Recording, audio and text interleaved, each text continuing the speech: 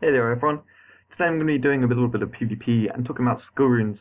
I did have a video showing my last matches in the arena, and actually what happened when I was doing it was I was going to do 3 matches. After the first one, there was an update and the arena got taken away, so I actually got on record one of the final matches ever in the arena. Um, However, I deleted that recording because at the same time I was playing a game on my phone while I was talking. I was just kind of clicking stuff because I was backing up my data. And actually, what happened was I messed up and I clicked restore rather than backup. So I cancelled it, then hit backup, and backup didn't work. And basically, the end result was I lost all my data.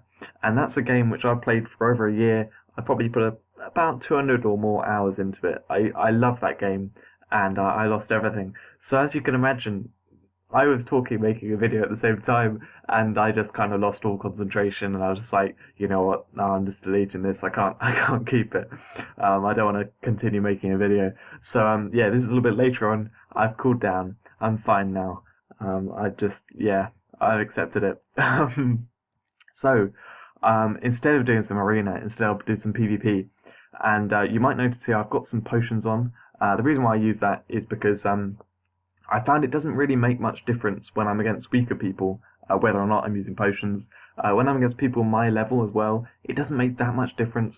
But what it does make a difference in is if other people are using potions or other people are overpowered, then I'm not at a massive disadvantage.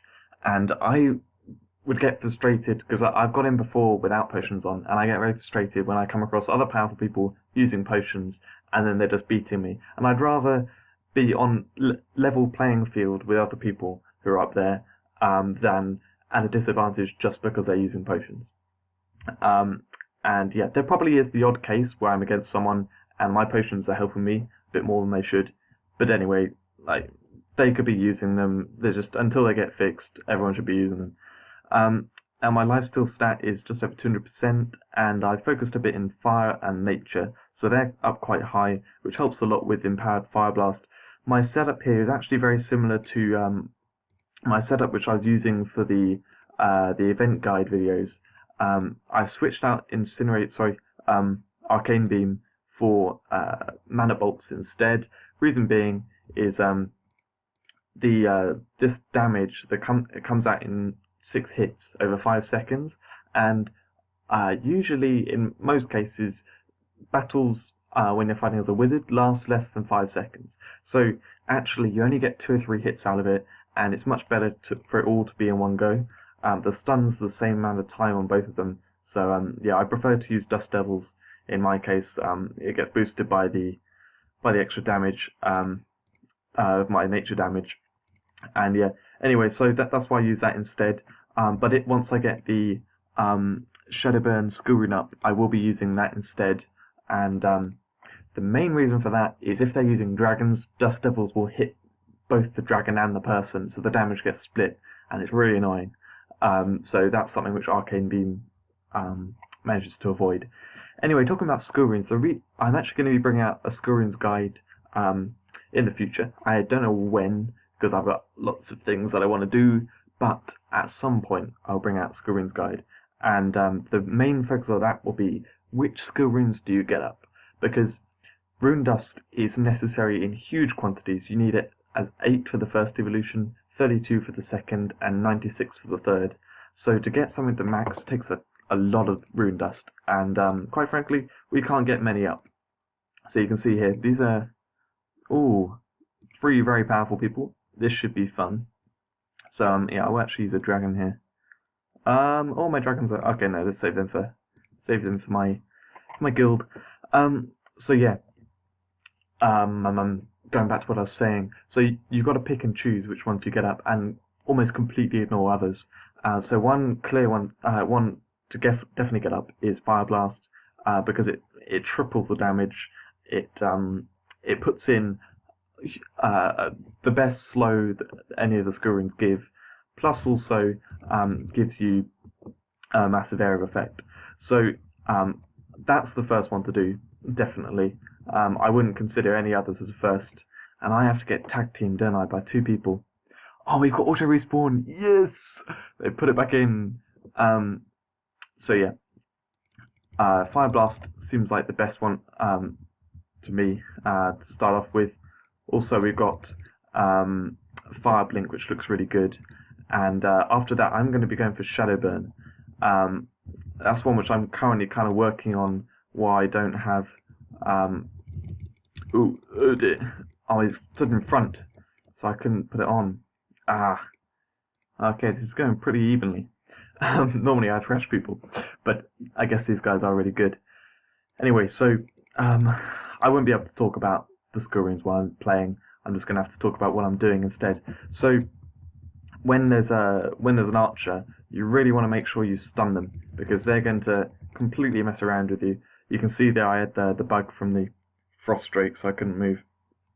Alright, let's talk about how I fight people. Going into it. So I like to teleport around. I'll generally put down a frost straight next to people just to get a bit of extra damage on, and so they can't escape. Knights, I will definitely slow them down with frost strike and basically try to lure out their angelic form. When they use it, I want to be running away. I'm just going to avoid them completely, and in actual fact, there's no point facing them at all when they use angelic form, because you just can't beat them. I think I'm dead. Yes, I'm dead. And that's the end of the match. So yeah, with archers, you want to stun them from afar, and I do like to use frost strike on them to slow their movement towards me, because some of them will stun round the corner with rain of arrows, and then they'll come in and kill you. And if you slow them down with frost strike, chances are you can survive until the end, put on a protection bubble, and then stun and kill them. So yeah, let's talk about skill runes now, because I can't do it when I'm fighting in PvP. So Fireblink is this one here, which is increases your move speed, and then also when you actually use the skill, it increases your move speed for a long time. So obviously that's amazing for farming, and it makes it great for PvP, because I love the movement around using teleport, and having a move speed boost after the teleport means it's great for getting away, and also chasing down people even. So also it adds fire damage, which that's a fairly decent amount of fire damage. It works out as probably about 150%, 160%, and yeah, that's going to be doing quite good damage, which it is useful it's quite a good technique to teleport in next to an archer, because then they lose any bonus damage they get from Mark of Death or Sniper. So being able to teleport in and do some damage to them is quite good. But yeah, when you look at skill rune and try to work out whether or not it's worth getting up, because that's what I want to talk about. I want to talk about the general mindset you want to do, because obviously if you're looking at this video in 2 months' time, there's going to be a load more skill runes. And so I want to give you an example. Here's an example of a bad one. Frostbreath itself does 131% damage, and this one adds 31% and 4,000. Now I like to take that 4,000 and I will convert it into a kind of percentage value in my head. The way I do that is I'll take a sort of 2/3 of it. So what I mean by that is the 4,000 then becomes about 2,700, 2,600, and that 2,600 is 26%, if you can think of it that way. So another example of this is with Empowered Fireblast, you have 16,400. So I take that, about 2/3, it's about 100% or 110%. That's how much they're adding roughly. And so if you think about that, what this is adding in total is about 60%. So compare that to 131% damage on the base damage. This, when maxed, will add about half extra damage. Along with that adds the effect of slowing, which, to be honest, it's not really making this skill any useful. So only adding a half more damage, I want to say 50%, but I'm talking percentages, so it's a half more damage, and a not very useful effect. It's not really going to do much for the skill. Compare that to Empowered Fireblast that triples the damage and also adds great effects. That's clearly much better to get up. Now to here, there's Deluge here, which is pretty cool. It doubles the damage. If you take the 5,400, that's going to be adding about 30%, so it's about plus 70%, which on each hit compared to 58%, that means it's going to be doing just over double in total, not counting any bonuses. So it's very good. It also has knockback and has crit damage on it. But the reason why I would pick Shadowburn over this one is because Shadowburn does the same bonus. It's the same about double damage. However, Shadowburn, this skill here is all about single target damage. Very powerful, and it's very useful in a lot of event content.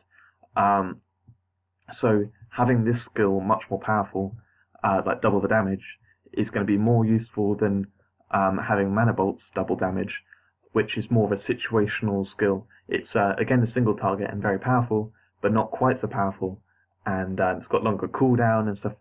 So I would prefer to have a really powerful Arcane Beam rather than a really powerful mana bolts.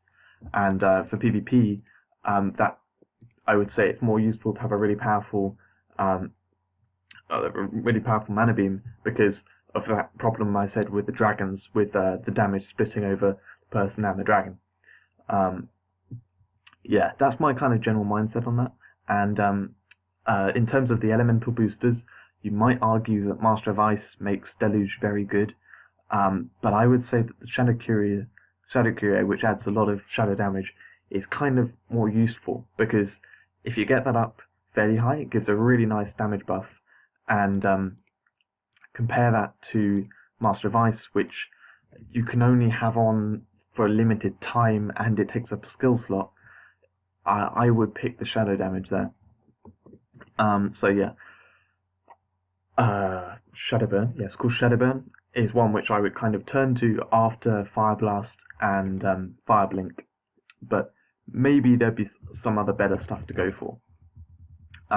So yeah, hopefully that sort of talk through gives you a bit of an idea of what I look for in oh, is he cheating with that attack speed? That looked very fast. Maybe it was just the lag on it. But yeah, that should give you an idea of what I look for in skill runes and what you should be looking for when you're deciding which skills to go for. Yeah, that is definitely cheating. Oh, come on. That's in the Friends Guild as well. There's a guy who left, what's it called?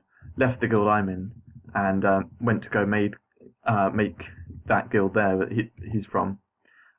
So yeah, I wouldn't call them a partner guild or anything, but like they're definitely someone which we're in contact with.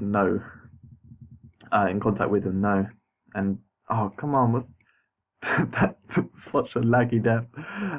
Anyway, look at the lag on this. This is weird. Anyway, so go back into what I was saying. The skill runes. Hopefully, that's giving you a bit of an insight to it. Obviously, it's just for wizards I'm talking about here, but the advice is quite generic and definitely works for any class. In terms of my fighting in PvP, I discussed it a little bit before, but I like to use the Frost Drake to kind of like generally hold people back. That's useful because then I can line up Protection Bubble quite nicely, because I can see their movement and use a Protection Bubble just before I get into combat with them. Alright, come on, yes, just got him. Oh. And yeah, if a knight uses angelic form, you just run away. You don't do anything else. Yes, okay, we came out quite well. 8-2, nice. And yeah, for archers, I explained earlier, I think, about how you want to frustrate them if they stun you over a wall, and yeah, generally try to stun them first. Always make sure you have Protection Bubble on when you go against an archer. Protection Bubble is incredibly useful, and I hope they bring out a good skill rune for it. I think they could really do a lot there to make it good. Anyway, that's it from me. Hope you enjoyed it, and I'll see you in a video soon.